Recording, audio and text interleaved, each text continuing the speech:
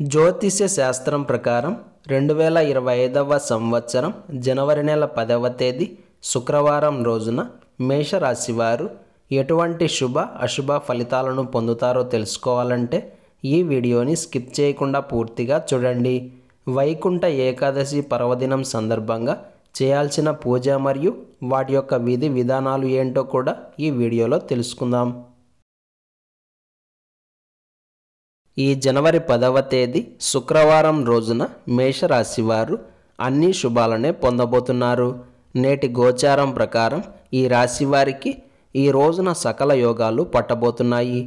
మరీ ముఖ్యంగా కీలకమైన చర్చలు జరపడానికి, సాహసోపేతమైన నిర్ణయాలు తీసుకోవడానికి, పెద్ద ఎత్తున లావాదేవీలు జరపడానికి, అలాగే వృత్తి, ఉద్యోగ మరియు వ్యాపారాల పరంగా అభివృద్ధి కోసం చేసే ప్రయత్నాలకు, కెరియర్ రీత్యా కీలకమైన మార్పులు జరపడానికి, శుభకార్యాలను తృప్తిగా జరుపుకోవడానికి, పూజా కార్యక్రమాల్లో ఏ లోటు లేకుండా చూసుకోవడానికి, ఆస్తిపాస్తులకు సంబంధించిన వ్యవహారాలకు, అమ్మకాలకు మరియు కొనుగోళ్లకు, అదేవిధంగా చేసే పనుల్లో మీరు ఆశించిన విధంగా ఫలితాలను పొందడానికి, ఇన్వెస్ట్మెంట్స్ చేయడానికి, ఇలా ప్రతి ఒక్క అంశము ఈ రోజున మీకు అనుకూలిస్తుంది.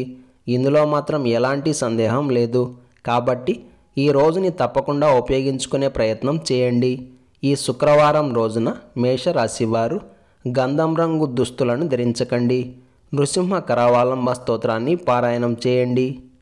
ఈరోజు శుక్రవారం జనవరి 10వ తేదీ, మాసం పుష్యమాసం, విశేషం వైకుంఠ ఏకాదశి, తిథి ఏకాదశి, నక్షత్రం కృత్తికా నక్షత్రం, రాహుకాలం ఉదయం 10:30 నుండి 12 వరకు, యమగండం మధ్యాహ్నం 3 గంటల నుండి 4:30 వరకు.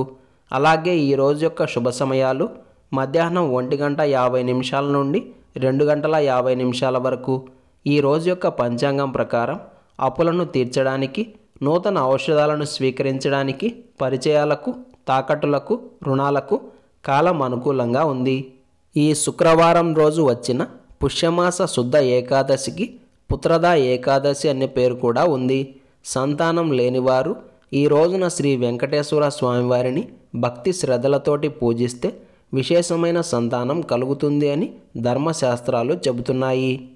ఈ వైకుంఠ ఏకాదశి పర్వదినం సందర్భంగా మనమంతా ఓం లక్ష్మీ నారాయణాయ నమః అనే మంత్రాన్ని ప్రతిక్షణం జపిస్తూ ఉండాలి. ఈ మంత్రం ఈ రోజున ఒక్కసారి జపిస్తే 1000 సార్లు జపించిన పుణ్యం కలుగుతుంది. కాబట్టి మనమంతా ఈ దివ్యమైన మంత్రాన్ని పదే పదే జపించి నారాయణ కృపకు పాత్రులవుదాం.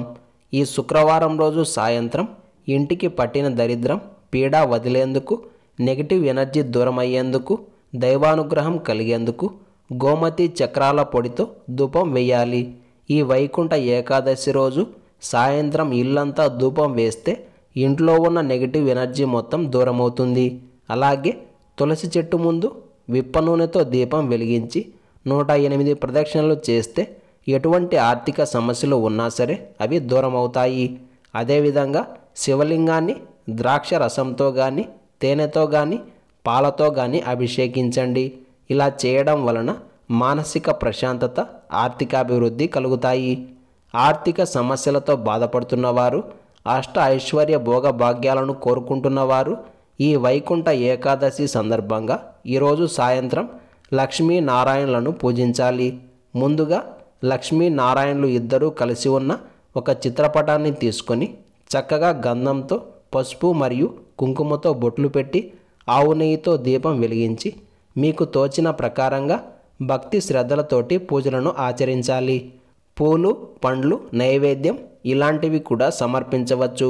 ఈ విధంగా మీ యథాశక్తి పూజ చేసుకున్న తరువాత నారాయణ హృదయం పారాయణం చేయాలి. అలాగే లక్ష్మీ హృదయం పారాయణం చేయాలి. ఇక్కడ మీరు ఖచ్చితంగా ముందు నారాయణ హృదయం పారాయణం చేసిన తరువాతనే లక్ష్మీ హృదయం పారాయణం చేయాల్సి ఉంటుంది. రేపటి నుండి ప్రారంభం చేసి ప్రతి శుక్రవారం రోజు కానీ లేదా ఏకాదశి రోజు కానీ ఈ విధంగా చేస్తూ వస్తే ఖచ్చితంగా మీ బ్రతుకుల్లో మార్పును చూడగలుగుతారు. ఇలాంటి విలువైన సమాచారం ప్రతిరోజు మీకు చేరాలంటే ఇప్పుడే మా ఛానల్ని సబ్స్క్రైబ్ చేయండి.